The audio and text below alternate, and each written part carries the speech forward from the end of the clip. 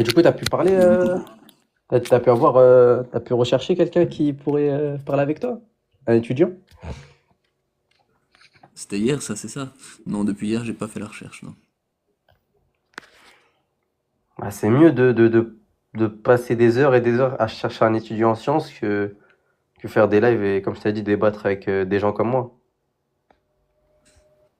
Ouais, mais tu Ouais. penses qu'il va dire d'autres choses que ce que les imams qui ont débattu avec Jack Le Fou ont déjà dit? Ou d'autres choses que ce qu'on trouve sur Internet? Regarde, en fait, faut comprendre un truc, c'est que imam, moi, je peux être imam, tu sais. Je peux construire une mosquée ou voir une mosquée et être imam. Imam, c'est pas un étudiant en sciences. Un imam, c'est un homme comme tout le monde. Un homme comme tout le monde. Même les étudiants en sciences, c'est un homme comme tout le monde. Mais un imam, tu peux être imam, toi, par exemple. Si tu viens à te convertir à l'islam, apprendre ta religion et être assidu à une mosquée, on peut te mettre comme imam. L'imam, de base, c'est celui qui dirige la prière. Du coup, Ouais. généralement, on dit oui, lui, c'est l'imam de la mosquée parce qu'il est souvent à la mosquée. Mais c'est pas un étudiant en sciences. Il n'est pas diplômé, quoi. Oui. Et toi, tu as l'impression, parce que moi je parle de l'islam sunnite, hein, donc ce sont des textes bien précis avec les On est tafsirs, tous sunnites. etc. Est-ce On, que 80% des musulmans se disent sunnites, même si tous ne connaissent pas leur on texte? devrait être tous salafis, carrément, juste pour te dire. Un bon musulman est salafi, et sunnite. Salafi, c'est compagnon du prophète, les pieux prédécesseurs, parce que nous, on suit le prophète et les pieux prédécesseurs. Du coup, ceux qui sont venus après lui, du coup, les compagnons. Omar ibn Khattab, etc., etc. Donc, du coup, on est des Et salafis. en disant ça, est-ce que tu ne penses pas que tu takfirises, comme on dit, les autres musulmans qui se disent eux aussi musulmans? Euh, comment dire? En fait, c'est que, comment dire? Quand un musulman suit que le Coran, euh, ce n'est pas un musulman. Et quand un musulman ne suit que la Sunna et non le Coran, ce n'est pas un musulman aussi. Un musulman, c'est celui qui suit le Coran et la Sunna. Du coup, les pieux prédécesseurs qui vont avec. Ça, c'est un musulman. Et donc les autres musulmans qui ne suivent pas forcément la sunna, mais qui se disent musulmans, toi tu dis qu'ils ne sont pas musulmans. C'est pas Toi moi tu qui dis le qu'ils ne dis. sont pas musulmans. C'est même pas moi qui le dis, c'est les savants. C'est les savants, c'est le prophète. C'est Allah Azzawajal aussi, notre créateur, à nous. Là. C'est pas moi qui le dis, c'est mon créateur, c'est les savants, c'est le prophète. On doit suivre le Coran et la Sunna parce que si un homme, un musulman, suit que le Coran, bah il va faire n'importe quoi avec la religion. La Sunna va avec parce que, comment dire, le Coran va avec la Sunna. Je sais pas comment dire, c'est comme à manger quand tu fais à manger. Si tu rajoutes pas du sel dans ton plat, ça va pas le faire, quoi. Ça appartient, ça va pas être bon. Bah, pour l'islam, c'est pareil. Si tu prends que le Coran et tu prends pas la Sunna, tu risques de faire, tu risques de partir en cacahuète parce que tu vas mal comprendre. Et la Sunna est là pour compléter le Coran. Enfin, pas compléter, mais faut suivre le prophète parce que c'est le meilleur des hommes et c'est celui qui nous apprend. Mais les coranistes, eux, ils ont interprété leur texte comme quoi il ne faut pas forcément suivre la sunna, le Coran leur suffit. Ouais, mais après, vraiment, eux, voilà, combien de fois j'ai entendu des débats avec des coranistes, les pauvres, ils sont vraiment perdus. Juste à leur manière de parler, et comment ils s'expriment et comment ils réfléchissent. En dehors de la religion, hein, ils sont souvent foufous dans leur tête. Hein. Franchement, j'ai jamais vu un coraniste qui était normal dans sa tête, vraiment, premier degré. En dehors de la religion, hein, franchement, c'est juste psychologiquement. En aucun cas la religion, juste psychologiquement. Quand tu parles avec un coraniste, il a toujours un truc psychologique, je sais pas ce qu'il a, mais on dirait qu'ils sont fous. Mais bon, voilà. Ok, mais donc toi, tu suis tous les textes de la sunna 100%, sans exception. Pas tout à 100% parce que il y a des trucs que je connais pas. Si tu veux en venir au truc de Aïcha encore, moi je suis pas d'accord avec ça. Et dans tous les cas, comme je t'ai dit, le truc avec Aïcha, si tu veux vraiment apprendre le contexte, etc., faut aller voir un étudiant en sciences. Et même moi, je devrais voir un étudiant en sciences pour comprendre cette histoire-là de Aïcha. Et, et voilà. Hein. Mais sinon, moi, je suis tout à 100%. Comme je t'avais dit, je tire par la main aux femmes, par, parce que le prophète nous l'apprend. Et puis même, Je respecte les femmes, moi c'est dans ma mentalité, moi je suis comme je t'avais dit hier, dans la mentalité où la femme qui est en face de moi, je la respecte de A à Z. Dans le sens Et où, donc, déjà, tu veux, par exemple, toi, je ne toucherai jamais, par exemple, comment dire, la femme qui est en face de moi, je la respecte, je la touche pas, etc. Le seul moyen que je la touche, c'est pour l'aider. Imaginons, il y a un homme qui vient l'agresser, ou qu'elle se fasse V par un homme, oui, là, je vais la toucher, je vais essayer de l'aider, je vais tout faire pour l'aider, mais je la toucherai pas pour, elle peut discuter avec moi si elle a besoin d'un renseignement, besoin d'un aide. Je suis plombier. Mais, déjà, tu vois, moi, par exemple, je suis plombier, tu vois. Et quand je vais chez les clients, il y a des femmes. Et je parle avec eux, je souris, on rigole, il n'y a pas de souci. Je fais ma prestation, mais en aucun cas je la touche. Pourtant, je suis courtois, je suis bonjour, vous allez bien, et nan, nan, nan, je suis gentil. Mais je ne la touche pas parce que voilà, tout simplement, voilà. parce que c'est écrit quelque part dans des textes et que tu les as interprétés comme ça. Et Oui, pour mais le fait aussi en prenant que, du recul. En prenant du recul, je trouve que c'est pas très très bien de toucher la femme de quelqu'un d'autre. ok. Et pour le fait donc du sujet classique du mariage des petites filles, ça tu le rejettes. Tu as interprété tes textes comme quoi c'était à rejeter. Surtout à notre époque. Surtout à notre époque. Parce que, comme on À avait notre époque. discuté, par exemple, le truc, tout ce qui se passe en Afghanistan, là, le mariage de petites filles, je connais aucun frère à moi, parce que moi j'ai des frères à moi qui ont beaucoup plus de connaissances que moi, beaucoup plus pieux que moi, parce que moi, franchement, je te dis, moi je, je suis un ignorant vraiment de ouf. Même eux, ils sont en désaccord avec ça. Et surtout à Ok. notre époque, parce que comme je te l'avais dit hier, les mariages de petites filles, c'était même pas chez les musulmans, c'était dans le monde entier. Chez les chrétiens, chez les juifs, chez les athées, c'était partout. C'était partout. Oui. C'est quelque chose de banal et de ce que j'ai compris de mes renseignements à côté, c'était parce que les femmes, les petites filles avant, ils étaient beaucoup plus mûrs, beaucoup plus matures que les filles de maintenant et ils étaient considérés comme femmes beaucoup plus jeunes. Et voilà, c'est juste pour Oui, ça que dans le de monde. ce point précis-là, on pourrait en reparler, mais je voulais te poser une question bien précise aussi, avant de parler éventuellement avec Révolution que j'ai fait monter aussi. Donc, qu'est-ce que tu penses, toi, des musulmans qui te takfirisent, toi, parce que ils disent que le mariage des petites filles doit être accepté et que si tu ne l'acceptes pas, tu ne respectes pas assez bien les textes de l'islam et que tu n'es pas un vrai bon musulman. Bah, en vrai, généralement, je t'explique, hein, il y a juste à voir les Afghanistans qui se marient avec des petites filles, hein, généralement, c'est des starbés, hein. C'est juste à le voir, hein. Généralement, un homme qui se marie avec une petite fille à cette époque-là, musulman ou pas, c'est un starbé. Je sais pas, faudrait discuter avec un homme comme ça, hein, ça me ferait marrer. J'aimerais bien discuter avec un homme qui s'est marié avec une petite fille en Afghanistan. Je pense pas qu'il a toute sa tête, le pauvre, hein. Ça doit vraiment être un starbé, comme les gens qui ont fait le truc du 11 septembre. C'est des starbés. C'est des gens miskines, hein, vraiment. Ils sont soit starbés, je sais pas, juste du Ok, bon sens. et un coraniste qui pense que toi tu es un starbé parce que tu suis en plus du Coran les textes de l'islam sunnite, qu'est-ce que tu penses de ça? Bah, je pense que, franchement, moi, bah, personnellement, moi, les textes de la Sunna, c'est ce qui m'a sauvé, hein. Parce que si on partait dans l'optique de suivre que le Coran, ok?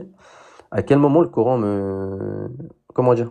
Attends, en vrai, je connais pas tout bien le Coran, mais je sais que moi, ce qui m'a fait arrêter Je vais pas dévoiler tous mes péchés, mais d'être un délinquant, parce que j'habite dans un quartier assez chaud quand même, j'habite à Port-de-Clignancourt. Du coup, je sais pas si tu connais un peu, mais là-bas, c'est la merde. Tout ce qui m'a fait sortir de tous ces problèmes-là, c'est la Sunna. C'est l'apprentissage de ma religion. Du coup, pas que le Coran, la Sunna aussi. Du coup, c'est la Sunna qui m'a aidé à. Je dis pas que c'est moi, mais pas en fumer, boire, frapper les gens, faire des choses bizarres avec des filles, pas respecter les femmes, pas respecter mes parents, pas respecter la police, pas respecter la France tout court. Tu vois? C'est la Sunna qui m'a fait changer. Et non le Coran. Le Ok, Coran m'a aidé aussi. Je dis pas le Coran, c'est la première base, mais la Sunna m'a aidé aussi. ça va, merci pour cette réponse. Au sujet des petites filles qui n'étaient pas les mêmes il y a 1400 ans que maintenant, le consensus scientifique dit le contraire. Voilà, je ne vais pas m'attarder là-dessus, mais je voulais quand Ouais, même tu le l'avais dit. repréciser avant de voilà, proposer à Révolution de participer aussi, d'ouvrir son micro. Et J'aurais tellement aimé être un étudiant en sciences, mais je le suis pas malheureusement, parce qu'il faut des années et السلام des années d'études. عليكم ورحمة الله وبركاته. Alaykoum salam. oui, bonjour Révolution. Donc toi, tu es un croyant sunnite? Si je comprends Moi, je mieux? suis un converti sunnite, exactement.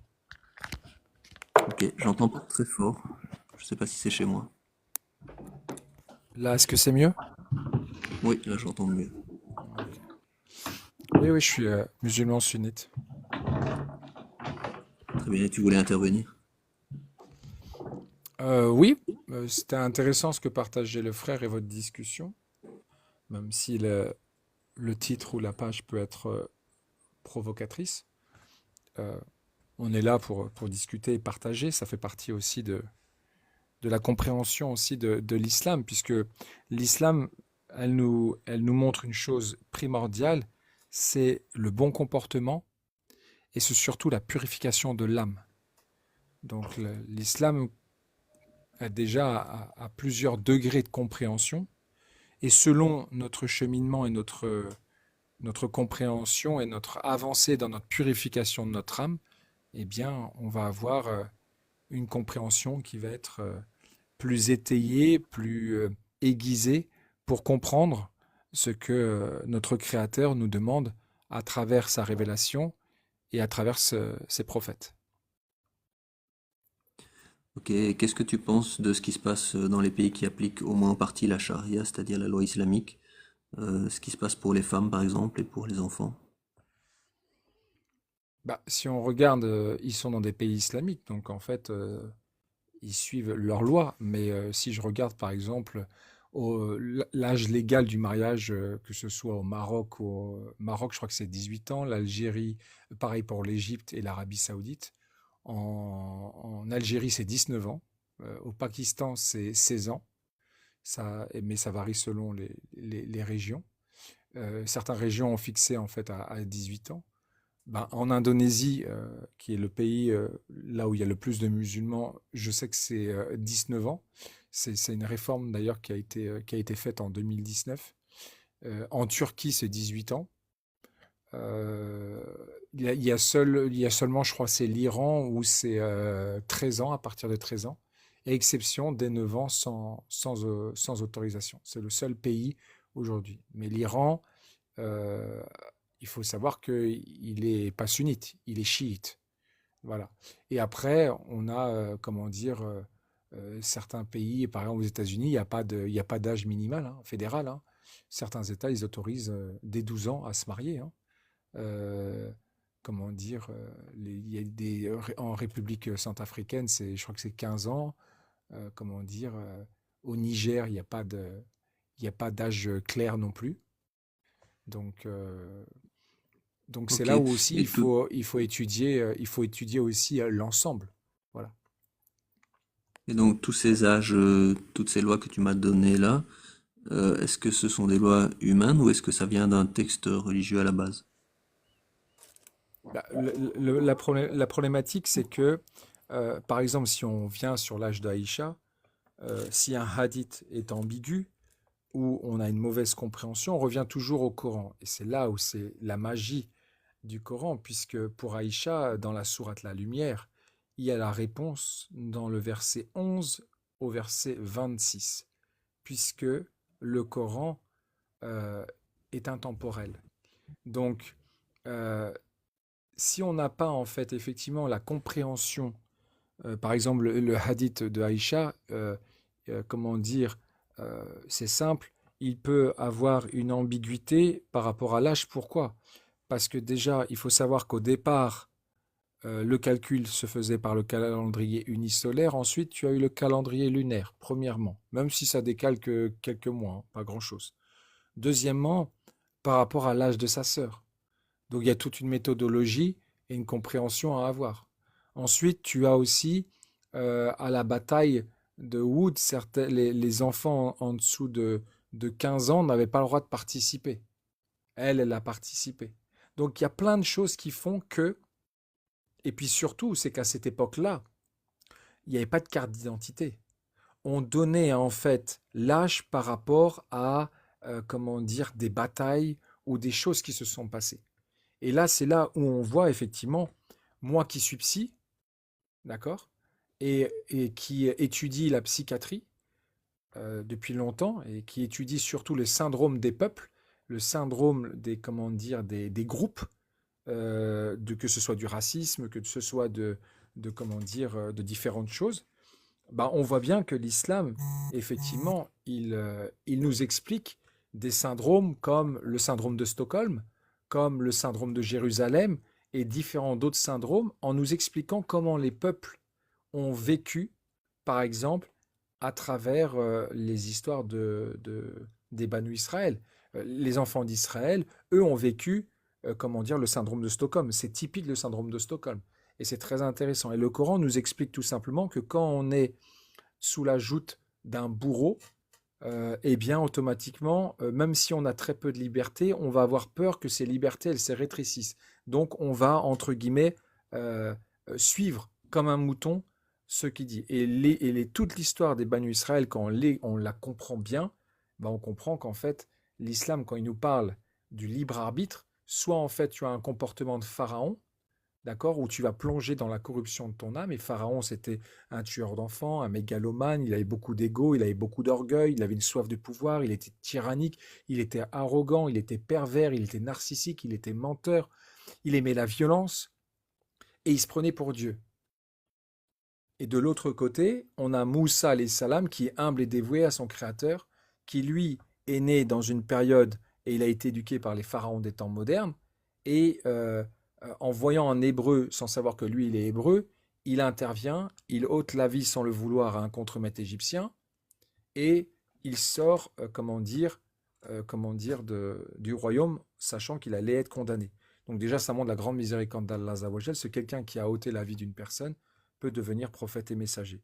Mais la question du seul libre arbitre-là, c'est déjà nous, quand on regarde nos comportements à nous, est-ce qu'on est plus proche d'un pharaon ou est-ce qu'on est plus proche de Moussa, alayhi salam? Parce que si nous sommes proches de pharaon, ah bah, ces gens-là, en fait, ils vont se noyer dans le mensonge et ils vont se créer leur propre enfer. Ils vont se créer leur propre perdition. Ils vont se créer dans la corruption de leur âme et à un moment donné, ils vont le sentir. Alors que quelqu'un qui a le comportement qui va aller vers Moussa alayhi salam, eh bien automatiquement, il va y avoir autre chose. Et je peux donner deux exemples et je vous laisse la parole pour pas trop prendre non plus la parole. Oui, Pour montrer deux exemples de quelqu'un qui va se corrompre et quelqu'un qui va s'éveiller. Bah, quelqu'un qui va se corrompre, par exemple, 2024, Jeux Olympiques 2024, qu'est-ce qui s'est passé? Il y a les Jeux Olympiques. Donc, il y a, comment dire, la cérémonie d'ouverture. Donc là, c'est une audience extraordinaire où des milliards de personnes passent. Donc, tu peux faire passer un message extraordinaire. Là, ils ont préféré décider d'insulter la religion, de le salir, euh, qui a été relayé dans le monde entier, écœuré, d'accord. Même quand vous mettez pause sur là où ils passent dans la bibliothèque, les noms des livres qu'ils utilisent, c'est hallucinant. Donc on voit bien que tout a été orchestré pour pouvoir salir la religion. Alors que Nelson Mandela, 27 ans de prison, lui, 2 ans après, il devient président de l'Afrique du Sud quand les Blancs et les Noirs sont en train de se tirer à balles réelles comme des lapins. Et il va utiliser la Coupe du Monde de rugby pour rabibocher tout le monde. Eh bien, Mandela, lui, il a voyagé comme Moussa alayhi salam vers son créateur. Qu'est-ce que je peux faire de ma vie pour pouvoir ramener la paix? Au moins, j'aurais fait mon travail. Parce qu'on a une responsabilité. Et la responsabilité, elle va très très loin. Parce que si j'insulte ou j'égare quelqu'un, mon cœur va commencer à se noircir, mon âme va plonger dans une corruption, et malheureusement, après certaines étapes, il est impossible de revenir. Donc c'est pour ça que nous, musulmans, les vrais croyants, ceux qui sont véritablement dans ce voyage spirituel, eh bien on est dans cette entraide, dans ce partage, pour pouvoir nous préparer à la rencontre de notre Seigneur. d'accord. Bon, merci pour toutes ces informations. Il y a beaucoup de choses que tu as dites, sans jeu de mots. Euh, pour revenir un peu au départ de la discussion, tu as dit à un moment, si je me trompe pas, sinon tu me corrigeras, que si on comprend pas bien ce qui est écrit dans les hadiths, euh, si c'est ambigu, si on n'est pas sûr du sens, alors on revient au Coran. Est-ce que c'est bien ça? Exactement, et puis la plupart du temps, les gens reprennent comment dire, il faut savoir que le Coran en français, hein, c'est une traduction approximative. 12 millions de mots en moyenne dans la langue arabe, 400 000 dans la langue française. Donc effectivement, il y a certains mots en arabe, ils ont 27 comment dire, significations. Et selon comment tu vas le Ok, prononcer au niveau de ta bouche et de ta gorge et comment tu vas le prononcer, n'a pas du tout la même signification. Donc effectivement, c'est là où en fait il y a une incompréhension parce que juste un mot peut tout changer en fait. Je vais te donner un exemple. Par exemple, ok, il y a beaucoup de musulmans qui disent salam alaikum rapidement. Et salam alaikum, Allez, c'est-à-dire comme salam, un homme simple. salam alaikum, ça veut dire par exemple maudit, alors, salam alaikum, c'est que la paix soit sur toi. Bah, quand tu dis salam alaikum, tu maudis la personne qui est en face de toi. Ouais, Du coup, avec quelques petites syllabes, en gros, on va dire des syllabes, tu modifies le sens. le sens, exactement. Pourtant, très bien. il y a rien de différent. Hein. Salam alaikum, il n'y a pas trop de différence, mais ça modifie. D'accord. Mais du coup, le point auquel je voulais arriver, c'est qu'on ne sait pas au final qui a raison, qui a la bonne interprétation des textes sunnites. Malgré les tafsirs, vous pensez qu'il y a encore moyen d'interpréter les tafsirs d'une autre façon, et au final, on ne sait pas qui a raison. Est-ce que c'est ça? En fait, c'est pas. En fait, ce qu'il faut comprendre, c'est que quel est le but du Coran, en fait? Quel est le but de ce livre? Parce que les gens, ils disent, le Coran, tu connais pas, d'accord, tu ne l'as pas lu, ou tu l'as lu une fois. Et toi, tu vas être spécialiste de quelque chose que tu ne connais pas. Ok. Donc, potentiellement, tu vas mettre dans l'erreur les autres. On n'est pas des savants. Et ben, ça, la responsabilité, en fait, très loin. Donc, aujourd'hui, par exemple, il y a des versets du Coran qu'on ne pouvait pas comprendre il y a 30 ans. Parce qu'il fallait qu'il se passe des choses aujourd'hui pour le comprendre. Par exemple, quand on dit que la Torah, il y a certains passages qui ont été falsifiés par des mots, ben aujourd'hui on le sait, puisque Benjamin Netanyahou, il suit par exemple la direction de sa politique avec la prophétie d'Isaïe. C'est pas moi qui le dis, c'est lui qui l'a dit en direct. Le problème, c'est que quand tu lis la prophétie d'Isaïe, ça te glace le sang. C'est un rappel terrible contre le peuple juif de ne pas créer la discorde, la guerre, s'occuper des nécessiteux, des pauvres, et de faire la paix. Mais il y a une petite pirouette qu'ils ont faite. C'est pas moi qui le dis, c'est eux qui l'ont dit en direct sur Israël. Qu'est-ce qui s'est passé? Il y a beaucoup de versets qui parlent de ne pas faire de la violence. Alors si je vous dis comment se dit violence en hébreu? Il se dit Hamas. Donc ils se sont dit, ah bah non, ça parle pas de nous, ça parle du Hamas. Bah l'hypocrisie. Et le Coran, il en parle. Et effectivement, le Coran, il a des paraboles et des récits que l'on peut mettre à différentes fréquences, parce que je répète que le Coran, il a 7 degrés de lecture qui sont même, et il y a même les versets dans le Coran qui parlent de ces 7 degrés de lecture qui sont par rapport à la purification de l'âme. Donc quelqu'un qui est dans le D'accord, mais nafs al-maratisou, si je qui est dans peux, l'âme, je termine juste, qui est dans l'âme qui incite ouais. au mal, qui est dans cette mécréance, dans ce vouloir détruire, salir, pervertir et autres, eh bien n'aura pas du tout la même compréhension du Coran que celui qui est dans l'âme apaisée, tout simplement, ce qui est logique. D'accord. Du coup, si en fin de compte, au bout du bout, tout le monde a des interprétations différentes, comment est-ce qu'on fait pour savoir qui a raison? Bah, c'est le fait de méditer, d'être de comprendre et autres. Les Olama continuent à faire un très très bon travail de la langue arabe. C'est un travail qui est long. Et après, il y aura, comment dire, des divergences, comme il peut y avoir. Alors, ce qui est intéressant dans l'islam, c'est que euh, il n'y a qu'un seul livre. Ça, c'est la chance que nous avons, alors que par exemple dans l'Église, vous avez, comment dire, plusieurs Bibles, des évangiles selon telle personne, qui n'ont même pas été écrits par les apôtres, ils ont été écrits par les compagnons des apôtres 40 à 120 ans après. Donc effectivement, nous, la chance que nous avons, c'est que nous avons un Coran. Effectivement, la richesse de la langue coranique, en fait, comme elle a plusieurs degrés de lecture, eh bien effectivement, comment dire, y avoir une compréhension. Si par exemple, je vous donne un verset du Ok, Coran, d'accord, juste, je vais- si je peux, parce que sinon je vais perdre le fil de mes idées, parce qu'il y a trop d'idées qui s'accumulent, euh, et après je vais plus retenir ce à quoi j'avais pensé. Déjà, juste un point. Normalement, quand il y a un mot qui peut avoir plusieurs significations, c'est le contraire d'une langue riche. C'est une langue qu'on dit moins riche, on va dire, ou pauvre. Par contre, pour une signification, il peut y avoir, quand, quand, il- quand pour un concept, il y a plusieurs mots différents, là, on appelle ça une langue riche, justement. Donc, un des problèmes, apparemment, des traductions du Coran, de l'arabe vers d'autres langues, c'est qu'un même mot peut avoir plusieurs significations. Donc ça, c'est le contraire d'une langue riche, justement. Et ça pose problème dans l'interprétation des textes, justement. Ça, c'était juste un point en passant, langue riche, langue pauvre. Bon, Bah, mais donc, l'islam au final, est on une sait, langue on sait pas très qui a très raison. riche. Non, non, parce que là vous vous trompez, parce que Juste, l'islam elle est je- très très riche. Puis pourquoi? ok, Parce que mais on pourra reparler quand de on ce regarde point-là, mais je veux oui, le juste Coran revenir qui est à mon traduit. point principal, qui Oh, est ouais, pas la allez-y, langue riche. allez-y, je me mute. Ce que je voudrais dire, c'est que Là-dessus. soit on lit le Coran et les textes sunnites et les tafsirs, et on lit ce qui est écrit noir sur blanc et on commence pas à essayer de tordre le sens des mots ou du texte et on n'essaye pas d'interpréter, on lit noir sur blanc et on comprend ce qui est écrit. Ça me paraît la méthode la plus logique et la plus rationnelle.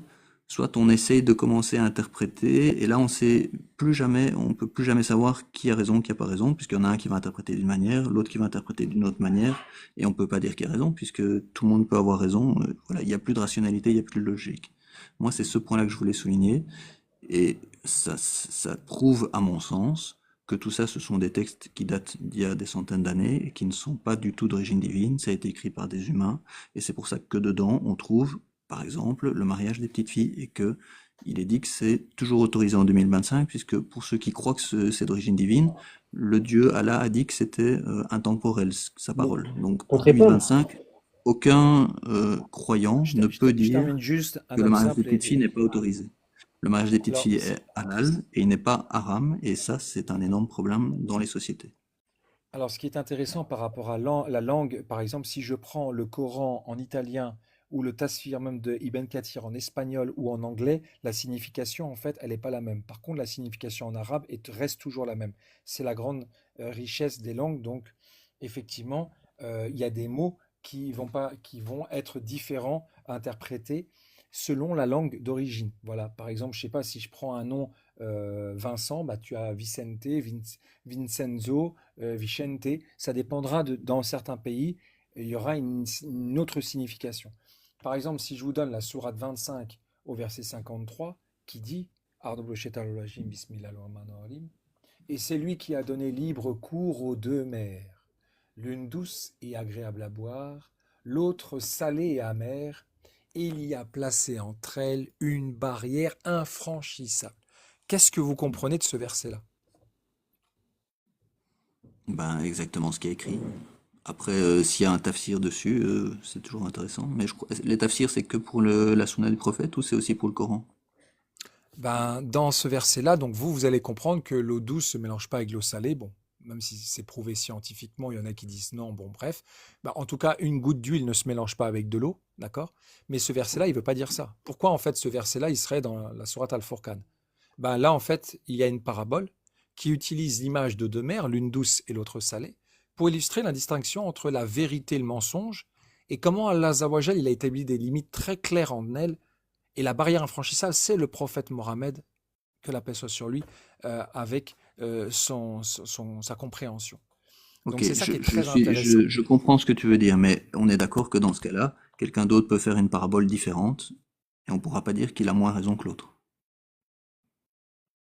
Bah, c'est là où toute la recherche de l'islam, elle est magnifique, puisque le livre, il est d'une logique. Mais effectivement, quelqu'un qui a un penchant vers la mécréance, vers la corruption de son âme, pour salir parce que à l'intérieur de lui, il est noir et que psychologiquement il est touché, va utiliser une façon de l'interpréter, alors que quelqu'un qui a une purification de l'âme, qui est éclairé, qui est dans la paix, la sagesse, va avoir une autre compréhension. Bien sûr, D'accord, pour mais elle à est la compléter, fin, totalement à la logique. fin de tout ça, on ne sait pas qui a raison entre les deux. Il y a deux paraboles différentes et on ne sait pas laquelle est la bonne. Ou alors il y a mais une en fait, autorité qui dit qu'il y ça en a une dépend C'est qui est la bonne et dans logique le l'autre par est contexte mauvaise. rapport au positif. comportement. Par exemple, là, tu dis Dieu, Allah n'existe évidemment pas, plus que le Père Noël ou Harry Potter.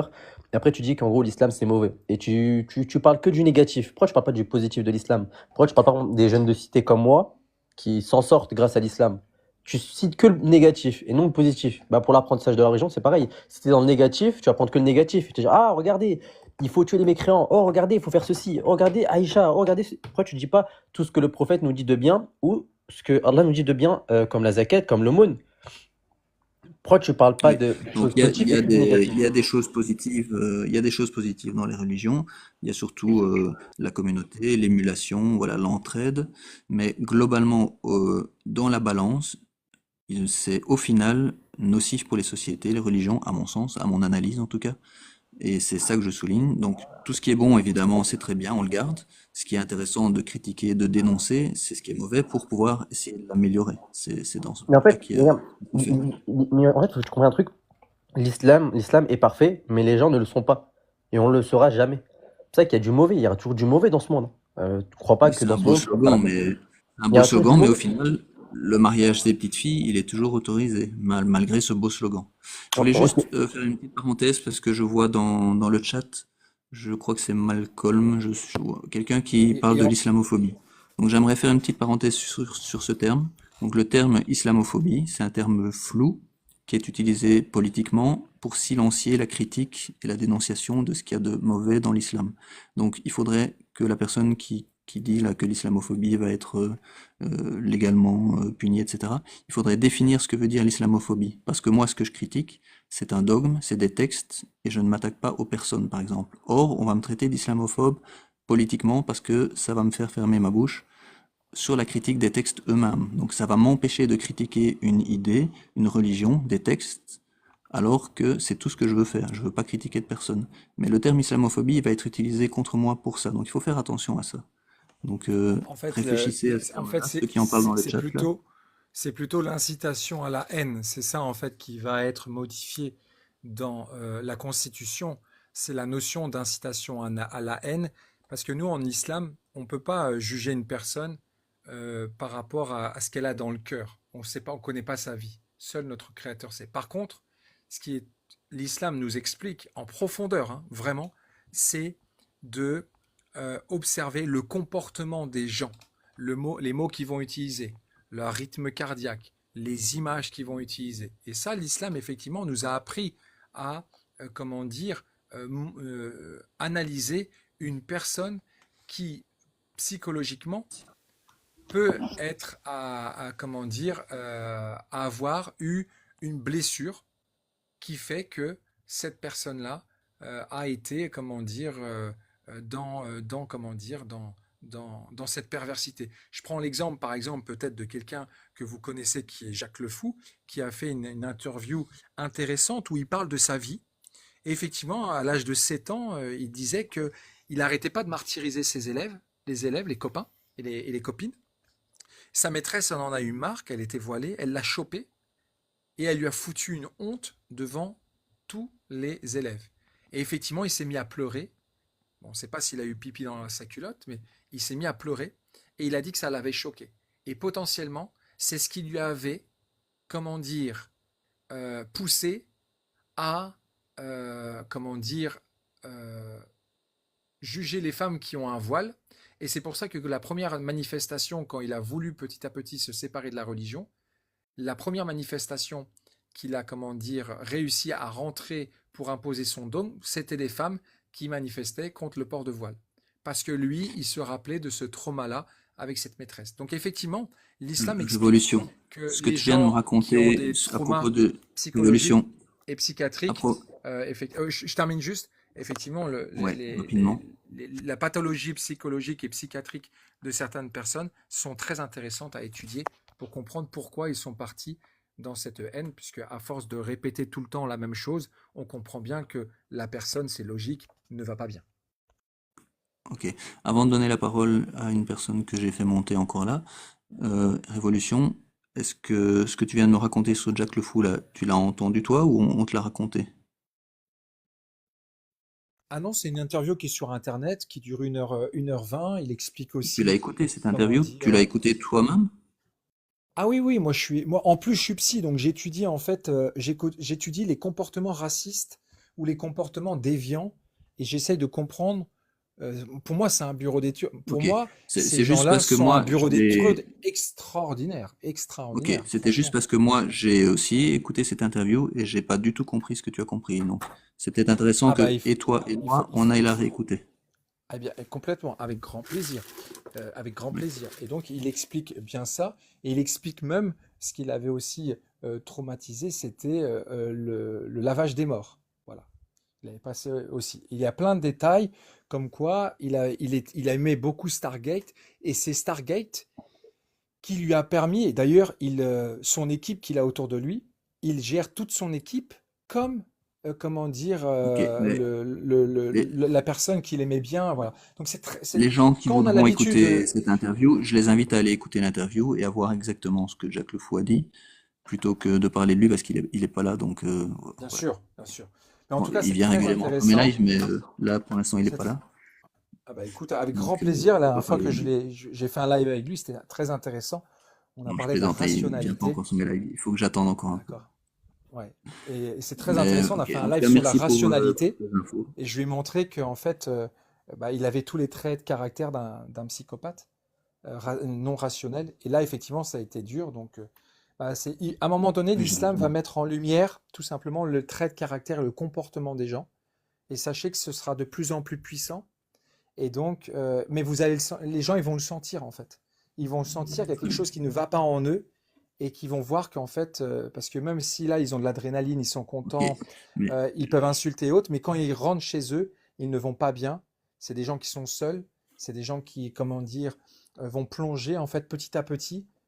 Et voilà, c'est leur chemin. Et à un moment donné, bah, à force de parler rabâcher en fait du négatif, bah, ils finiront totalement dans la déprime, dans la corruption de leur âme, et ils comprendront que ce sera très difficile de remonter la pente après, parce que quand tu as commencé à insulter ou autre, bah après, Allah Azawajal, il est miséricordieux. Quand on lui demande pardon, que c'est sincère, il pardonne. C'est ça la beauté aussi de l'islam. Donc voilà. très bien. Merci pour ton intervention et je vais proposer à la personne dont je ne sais pas lire le nom parce que je crois que c'est écrit en arabe. Ouais, pas de souci. Bonjour, vous allez bien?